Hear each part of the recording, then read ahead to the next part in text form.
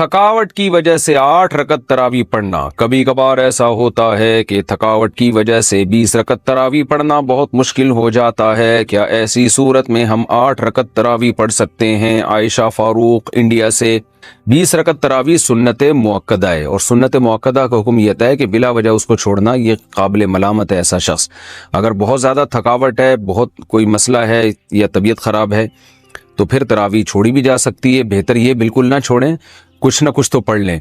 तो उसमें 4 पढ़ें, 8 पढ़ें, 12 पढ़ें, 16 पढ़ें। 8 के अदद की कोई खासियत नहीं है। ये जो बुखारी की हदीस है कि नबी रमज़ान गैर रमज़ान में 8 से ज़्यादा नहीं पढ़ते थे, इसका तरावी से कोई ताल्लुक़ नहीं है जुमहूर उलमा के नज़दीक, बल्कि चारों फ़ुक़हा, चारों इमामों के नज़दीक जो उनके जो फतवा है ना, उससे पता चलता है कि इसका तरावी से कोई ताल्लुक़ नहीं है इस हदीस का। और ये हदीस बुखारी ही की दूसरी हदीस के खिलाफ भी है।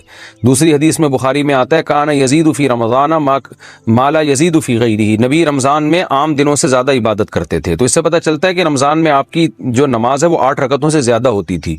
तो बुखारी की एक हदीस को लेते हैं, दूसरी सही हदीस का इनकार कर देते हैं। ये कैसी बात हुई? तो इसलिए 8 के अदद की कोई खासियत नहीं है तरावी में। हाँ, सुन्नत मुअक्कदा है तो उसमें मुश्किल हो रही है, कोई वाकई थकावट है, तो जितनी चाहें पढ़ लें, अल्लाह जितनी तौफीक दे। 8 पढ़ लें, 4 पढ़ लें, 6 पढ़ लें, 12 पढ़ लें। जितनी ज़्यादा पढ़ेंगे उतना ज़्यादा सवाब मिलेगा, लेकिन नॉर्मली 20 रकत का मामूल बनाना चाहिए। अच्छा, ये 8 रकत में ये भी है कि अगर तरावी आपके लिए खड़े होकर पढ़ना मुश्किल हो रहा है तो बैठ के भी पढ़ी जा सकती है। थकावट ज़्यादा है तो बैठ के पढ़ लें आप, तो 20 पूरी कर लें, लेकिन बैठ के कर लें तो ये भी बेहतर है। सना शेख इंडिया से। क्या ख़वातीन के लिए भी तरावी पढ़ना वाजिब है? ना पढ़ने पर गुनाह होगा? घर में कैसे पढ़े, तरीका भी बताएं। ये पिछले एपिसोड में भी सवाल पूछा था किसी ने। देखें, वाजिब तो तरावी ना मर्दों के लिए है ना ख़वातीन के लिए। नबी सल्लल्लाहु अलैहि वसल्लम ने 3 दिन तरावी पढ़ के छोड़ी इसलिए थी कि उम्मत पर वाजिब ना हो जाए। लेकिन जितनी ताकीद है तरावी की, खुलफाए राशिदीन ने जो एहतमाम किया, उससे पता चलता है कि तरावी आम सुन्नत नहीं है बल्कि सुन्नत मुअक्कदा है। सुन्नत मुअक्कदा का मतलब ये होता है कि आम सुन्नतों की तरह इसको हल्का ना लिया जाए, इसका मामूल ना बनाया जाए छोड़ने का। कभी तबीयत खराब है या थकावट है या कभी वैसे ही नागा कर दे तो ठीक है, इसमें कोई हरज नहीं, लेकिन पाबंदी करनी चाहिए। आम सुन्नतों जैसा मामला नहीं है सुन्नत मुअक्कद। जैसे फजर की 2 सुन्नतें सुन्नत मुअक्कदा है ना, तो ज़ोहर से पहले की 4 सुन्नतें सुन्नत मुअक्कदा हैं, ज़ोहर के बाद की 2 सुन्नतें सुन्नत मुअक्कदा हैं। तो ये जो सुन्नत मुअक्कदा होती है ये ताकीद वाली होती है, इसको आम सुन्नतों की तरह हल्का नहीं लिया जा सकता। जमात से पढ़ना बहरहाल सुन्नत मुअक्कदा नहीं है, जमात से पढ़ना अफजल है। तो इनफरादी भी पढ़ी जा सकती है, और ख़वातीन के लिए तो घर में पढ़ना वो मस्जिद में पढ़ने से बहरहाल ज़्यादा बेहतर है। तरीका यही है कि अगर आपको कुरान याद है, हिफ्ज़ है, तो आप 20 रकतें पढ़ लें कुरान की तिलावत के साथ। और अगर आप हाफिज़ा नहीं है तो जो सूरतें आपको याद हैं वो पढ़ लें, कुछ भी नहीं तो अलम तरा से पढ़ लें। लेकिन आजकल ख़वातीन तरावी में बहुत सुस्ती कर रही हैं। रमज़ान की जीनत है, दिन की जीनत रोज़ा है और रात की जीनत तरावी है। पाकिस्तान से किसी ने पूछा है क्या ख़वातीन पर तरावी पढ़ना लाजिम है? तरावी सुन्नत मुअक्कदा है। सुन्नत मुअक्कदा कहते हैं जो फ़र्ज की तरह और वाजिब की तरह तो नहीं होती, लेकिन वो आम सुन्नतों की तरह भी नहीं होती कि उसको छोड़ने वाले को मालामत ही न की जाए, तो इसको सुन्नत मुअक्कदा कहते हैं। आम सुन्नतों से ज़्यादा ताकीद है इसकी, क्योंकि नबी सल्लल्लाहु अलैहि वसल्लम ने जहाँ भी सियाम रमज़ान का जिक्र किया, क़याम रमज़ान का भी साथ में जिक्र किया। दिन का रोज़ा, रात का क़याम, दिन का रोज़ा, रात का क़याम। तो ये क़याम कैसे होगा? नबी सल्लल्लाहु अलैहि वसल्लम ने 3 दिन ये क़याम करके बताया कि ऐसे होगा। इसमें कितनी रकतें पड़ी ये मालूम नहीं। फिर हज़रत उमर रज़ी अल्लाह ताला अन्हु के अमल से हमें पता चला कि भाई वो इस तरह से 20 रकतें होंगी, क्योंकि फिर पूरी दुनिया में हज़रत उमर ने इसी को राइज किया और चारों इमामों का इस पर इत्तिफाक हुआ कि 20 रकत से कम तरावी नहीं है। तो इससे पता चला कि ये जो क़याम रमज़ान है ना, यही तरावी है, और कम से कम ये 20 रकतें हैं। तो इसलिए, और ये सुन्नत मुअक्कदा है क्योंकि इनकी बहुत ज़्यादा ताकीद है। तो सुन्नत मुअक्कदा का हुक्म ये है कि मर्द हो या औरत दोनों के लिए एक ही हुक्म है, अलग अलग नहीं है। हाँ, मर्द बेहतर है कि जमात से पढ़ें, जमात से सुन्नत मुअक्कदा नहीं है, खूब समझ लें। इनफरादी तौर पर भी पढ़ सकते हैं मर्द हो या औरत हो, लेकिन जमात से पढ़ना अफजल है, क्योंकि हज़रत उमर ने जमात कायम की थी, और इसलिए ताकि कुरान ख़त्म हो लोगों का। जिनको कुरान पढ़ना आता है वो जमात कराएं, जिनको नहीं आता वो कारी के पीछे सुने। तो अब ख़वातीन पे तो मस्जिद की जमात फ़र्ज़ नमाज भी लाजिम नहीं है, तो तरावी कहाँ से लाजिम होगी? तो इसलिए ख़वातीन बेहतर है घर में तरावी पढ़े। मस्जिद जाना चाहें तो हमारी राय तो यही है कि इस ज़माने में उनको मस्जिद जाने की भी इजाज़त है, हदीस में इसकी सबूत मिलता है। और तरावी में तो हमें मिलता है कि असलाफ अपने औरतों को भी तरावी की नमाज में लाया करते थे। तो لیکن بہرحال سنت موقدہ یہ ہے کہ پڑھ لیں آپ. جماعت سے پڑھنا سنت موقدہ نہیں ہے, گھر میں پڑھنا زیادہ افضل ہے. تو آپ گھر میں تراویح پڑھیں, 20 رکعت پڑھیں. اور سنت موقدہ کا حکم یہ ہے کہ کبھی کبھار چھوٹ جائے تو انشاءاللہ گناہ نہیں, کوئی حرج نہیں ہو, اس میں کوئی گناہ نہیں ملے گا. اور اگر کسی عذر سے چھوڑ دیں تو ویسے ہی کوئی حرج نہیں ہے, کیونکہ فرض واجب بہرحال نہیں ہے. تو بہت زیادہ تھکاوٹ ہو تو چھوڑی جا سکتی ہے, اور کبھی تھکاوٹ نہ بھی ہو تو کبھی ویسے ہی بھی چھوڑی جا سکتی ہے. میں نے دنیا میں کوئی ایسی مسجد نہیں دیکھی جس میں جتنی چاہے تراویاں پڑھی جا رہی ہوں. بعض لوگ فتویٰ تو دیتے ہیں کہ کوئی عدد متعین نہیں ہے, لیکن وہ فتویٰ مارکیٹ میں چلتا پوری دنیا میں کہیں بھی نہیں ہے. یا تو کہیں پوری 8 ہو رہی ہوتی ہیں یا کہیں پوری 20 ہو رہی ہوتی ہیں. کیونکہ جب آپ کہیں گے نا جتنی چاہو پڑھ لو, امام نے ایک دن 8 پڑھا دی, اگلے دن 12 پڑھا دی, پبلک پکڑ کے امام کو کوٹ دے گی کہ ابے تو کیونکہ مائنڈ لوگ لے کے آتے ہیں پہلے سے کہ ہم نے کتنی پڑھنی ہے, کتنی ہوں گی یہاں پہ. تو بعض فتوے صرف کچھ اسکالرز بیٹھ کے چلا دیتے ہیں مارکیٹ میں, وہ چلنے والے نہیں ہوتے, وہ خود اس پہ خود عمل نہیں کر رہے ہوتے. اہل حدیثوں کی مسجد میں جہاں بھی جائیں 8 ہی ہو رئی ہیں, حالانکہ وہ فتویٰ دیتے ہیں کہ جتنی چاہے پڑھ لو. لیکن پھر جتنی چاہے پڑھ لو تو پوری دنیا میں آپ 8 ہی کیوں پڑھ رہے ہو؟ پھر ان کو پتا ہے کہ بھائی اسپیسیفک جب تک کوئی عدد نہیں بتایا جائے گا اس وقت تک عوام کے لیے اس پر عمل کرنا ممکن نہیں ہوگا. اسی وجہ سے چاروں اماموں کا اجماع ہے جو تابعین تبع تابعین کے دور میں تھے کہ کم سے کم کتنی رکعتیں ہیں؟ 20. 3 امام کہتے ہیں 20 رکعتیں اور امام مالک کہتے ہیں 36 رکعتیں. تو اب یہ عدد متعین کیے بغیر چلنا ممکن نہیں ہے. تو چونکہ فقہا دین کو زیادہ سمجھتے ہیں نا, انہوں نے عدد متعین کیا ہے. اور ویسے بھی تراویح خلاف قیاس ہے. نفل نماز میں اتنی ساری پبلک کو جماعت کے ذریعے اکٹھا کرنا یہ عام حالات میں جائز نہیں ہے, بدعت عمل ہے, کیونکہ اس کے جائز ہونے کی ہمارے پاس کوئی دلیل نہیں ہے. یہی وجہ ہے کہ رمضان عید کا چاند نظر آتے ہی تراویح غائب ہو جاتی ہے. اگر یہ عام نوافل کی طرح جماعت کے ساتھ جائز ہوتی تو امام صاحب کہتے یار ہم نے پورے رمضان نوافل پڑھے ہیں جماعت سے, تو اب حرام تھوڑی ہو گئے, چلو آج دوبارہ پڑھ لیتے ہیں. نہ ان کو منع کیا جائے گا, کیوں؟ نبی صلی اللہ علیہ وسلم سے ثابت نہیں ہے. تو عدد بھی متعین ہے اور دن بھی متعین ہے. جیسے اگر یہ تہجد ہے تو تہجد کے تو دن بھی متعین نہیں, عدد بھی متعین نہیں ہے, تہجد تو پورے سال ہے. تو جیسے رمضان کی یہ جو تراویح ہے نا اس کے دن متعین ہے کہ صرف رمضان کی راتوں میں ہی ہوگی, اور کیفیت بھی متعین ہے کہ جماعت سے ہوگی مسجدوں میں, تو اسی طرح یہ کہنا کہ عدد متعین نہیں ہے یہ عقل سے بالاتر ہے. حضرت عمر نے یا تو 20 رکعتیں شروع کی تھی یا 8, کیونکہ 2 ہی روایتیں ملتی ہیں حضرت عمر سے, 8 والی بھی ملتی ہے 20 والی بھی. ہم کہتے ہیں اس 8 والی پر پوری روح زمین میں کہیں بھی عمل نہیں ہوا, اور اس 8 کی سند میں اضطراب ہونے کی وجہ سے ضعیف بھی ہے. بڑے بڑے محدثین نے اس کو ضعیف قرار دیا ہے.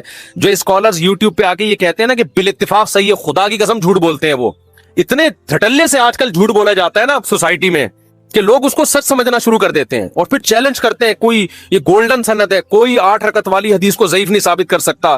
ہم جب کہتے ہیں کہ ہم جب حوالے پیش کرتے ہیں, میری آڈیو بیان ہے اس کو پورے میں نے حوالے پیش کیے ہیں, کہ کتنے لوگوں نے اس کو مسترب کہہ کے, مسترب حدیث بھی ضعیف ہوتی ہے, اس کو رد کیا ہے, تو اس کا جواب ہی پی جاتے ہیں. وہ چیلنج ان کے چل رہے ہیں, لوگ ان کے حوالوں سے متاثر ہیں. تو اگر وہ 8 رکعت والی حضرت عمر سے ثابت ہوتی تو اس دور میں کتنی رکعتیں مشہور چلتی؟ 8. حرم میں بھی 8 ہوتی, مسجد نبوی میں بھی 8 ہوتی, اور 1400 سال سے حرم اور مسجد نبوی میں 8 ہی چلی آ رہی ہوتی.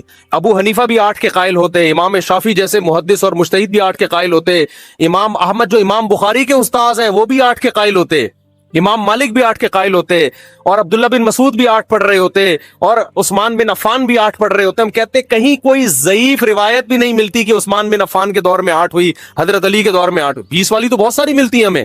تو اس لیے, اور تواتر عملی بھی ملتا ہے.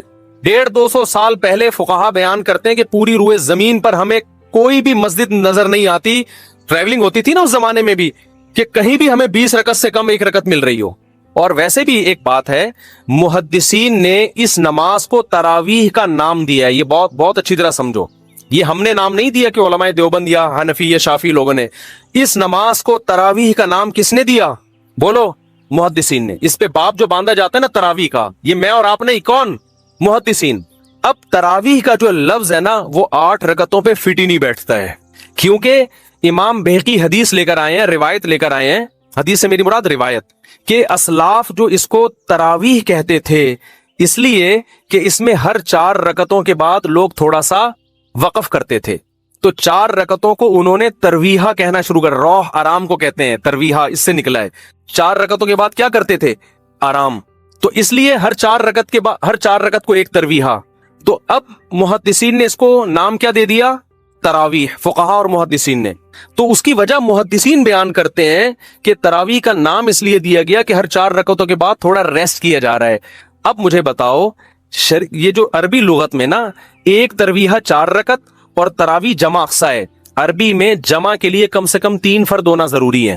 جیسے رجل ایک آدمی, بھائی چل رہی ہے ریکارڈنگ, رجل ایک آدمی, رجلانی 2 آدمی, رجال 2 سے زیادہ. تو تراویح 2 ترویحوں سے زیادہ, 2 ترویحیں بنتے ہیں 8 رکعتیں اور تراویح بنتی 8 سے زیادہ. کتنی زیادہ یہ اس میں سب آ سکتا ہے. تو 8 رکعتوں پہ تو تراویح کا لفظ فٹ ہی نہیں بیٹھتا, تو محدثین اس کو تراویح کیسے کہیں گے اور تراویح کے بعد کیوں باندھیں گے؟ اس زمانے میں اگر 8 رکعتیں ہو رہی ہوتی محدثین کے دور میں تو اس کو ترویحتین کہا کہتے نا, وہ تراویح سے تعبیر نہ کرتے. سمجھتے ہو کہ نہیں سمجھتے؟ اور تراویح ہے بھی جمع اقصا. جمع اقصا کا مطلب عربی میں 2 قسم کی جمع ہوتی ہے, ایک جمع قلت اور ایک جمع کثرت. افعل, افعال, فعلت, افعلت, یہ 4 وزن جمع قلت کے ہیں 3 سے لے کے 9 تک. اور جمع اقصا کہتے ہیں جیسے مساجد, یہ جمع اقصا ہے, بہت ساری مسجدیں اور بہت سارے سے ملتے جلتے الفاظ ہیں, مفاعل یا فعائل کے وزن پر. تو تراویح بھی یہ فعائل, تفاعل اس طرح کا وزن بنتا ہے. یعنی جمع اقصا کا مطلب ہوتا ہے جس میں جو فعائل کا وزن بن رہا ہو, فواعل کا وزن بن رہا ہو. اب یہ صرف کی باتیں نا ہر آدمی کو کھوپڑی میں نہیں آئیں گی. آج کل کے جو اسکالرز آ رہے ہیں ان کو تو ویسے ہی کھوپڑی میں نہیں آئیں گی, کیونکہ ان کو صرف نحو کا الف بے بھی نہیں پتا ہے, عربی گرامر جانتے ہی نہیں ہے, اردو کتابیں پڑھ پڑھ کے پھینک رہے ہوتے ہیں بیٹھ کے. تو تراویح ترویحہ کی جمع اقصا ہے, ترویحہ تفعیلہ اور تراویح تفاعیل. تو تفاعیل کا وزن جمع اقصا کا وزن ہے, یہ جمع کثرت پہ دلالت کرتا ہے. محدثین نے صدیوں پہلے اس نماز کو تراویح کہا, جس سے پتہ چل رہا ہے ایک ترویحہ نہیں ہے, 2 ترویحیں نہیں ہے, 3 بھی نہیں ہے, 3 سے زیادہ ہیں, کثیر ترویحیں ہیں. کثیر ترویحیں, جب کثیر ترویحیں ہیں تو وہ 8 اور 12 رکعتیں بھی نہیں ہیں, زیادہ ہیں وہ. تو جو حضرات اپنی مسجدوں میں 8 رکعت تراویح پڑھتے ہیں تو بھائی آپ اس کو تراویح کی نماز ہی نہ بولو, ترویحتین بولو. اچھا انہوں نے بھی یہ کام کرنا شروع کر دیا, اب اس کو تراویح بولنا چھوڑ کے صلاۃ اللیل بولنا شروع کر دیا ہے کہ ہم صلاۃ اللیل بولیں گے, تراویح بولیں گے ہی نہیں اس کو. یہ آپ ایک اور مصیبت میں پھنس جاؤ گے. آپ ایک ٹینشن سے تو بچنا چاہ رہے ہو لیکن آپ ایک دوسری ٹینشن میں پھنس جاؤ گے. وہ ٹینشن یہ ہے کہ محدثین کے دور میں یہ صلاۃ اللیل ہے تو صلاۃ اللیل ہی, وتر بھی صلاۃ اللیل ہے, تہجد بھی, ہر نماز جو رات کو پڑھی جائے وہ صلاۃ اللیل ہے. لیکن محدثین نے, یہ میں نے نہیں, ٹھیک ہے نا, محدثین اور فقہاء نے اس کو الگ نام اس لیے دیا تھا یہ بتانے کے لیے کہ یہ صلاۃ اللیل عام صلاۃ اللیل جیسی نہیں ہے, اس کے کچھ احکام دوسری نمازوں سے ڈیفرنٹ ہیں. اس میں بڑی جماعت ہوگی, ایک امام کے پیچھے لوگ پڑھیں گے اور عشاء کے بعد پڑھی جائے گی یہ, جبکہ صلاۃ اللیل کب پڑھی جاتی ہے, جو تہجد جس کو آپ صلاۃ اللیل, وہ رات کے آخری حصے میں. تو تراویح آپ کو رات کے آخری حصے میں پڑھنی چاہیے. پھر اس میں آپ بڑی جماعت قائم نہ کریں, کیونکہ رسول اللہ صلی اللہ علیہ وسلم نے جو 3 دن رمضان میں جو نماز پڑھی ہے وہ 3 دن کے بعد آپ نے ترک کر دی تھی. تو جو نماز آپ نے ترک کی ہے وہ آپ کنٹینیو کیوں پڑھ رہے ہو رمضان میں؟ بھائی کیا دلیل ہے آپ کے پاس؟ آپ کہتے ہو حضرت عمر نے شروع کی ہے, تو حضرت عمر نے جو شروع کی ہے اس کو محدثین نے تراویح کہا ہے. صلاۃ اللیل تو ہے وہ, لیکن اس کو الگ سے بھی ایک نام دیا ہے. اور تراویح کا لفظ 8 رکعتوں پہ صادق نہیں آتا, اس کا مطلب حضرت عمر نے 8 پڑھی نہیں تھی, 8 سے زیادہ پڑھی ہیں. اور پھر پوری روئے زمین پہ جو پڑھی گئی ہیں, ان تمام باتوں کا کسی کے پاس کوئی جواب نہیں ہے. بعض لوگ کہتے ہیں بخاری کی حدیث ہے کہ نبی صلی اللہ علیہ وسلم رمضان اور غیر رمضان میں 8 سے زیادہ نہیں پڑھتے تھے. بخاری ہی کی دوسری حدیث بھی ہے جس میں حضرت عائشہ فرماتی ہیں کہ نبی صلی اللہ علیہ وسلم رمضان میں زیادہ عبادت کیا کرتے تھے رات میں, اور رمضان کے غیر میں کم کرتے تھے. یزید فی رمضان ما لا یزید فی غیرہ. یہ کیا بات ہے کہ آپ وہ حدیث تو لے رہے ہو جس میں آتا ہے کہ 8 پڑھتے تھے رمضان غیر رمضان میں, بخاری ہی کی دوسری حدیث جس میں آتا ہے رمضان میں رکعتوں کی تعداد زیادہ ہوتی تھی, اس کو آپ فوکس نہیں کر رہے. آپ اس حدیث سے, بخاری ہی کی حدیث سے پتہ چلتا ہے بھی رمضان میں اگر 8 تھی, غیر رمضان میں 8 تھیں تو رمضان میں 8 سے زیادہ تھیں.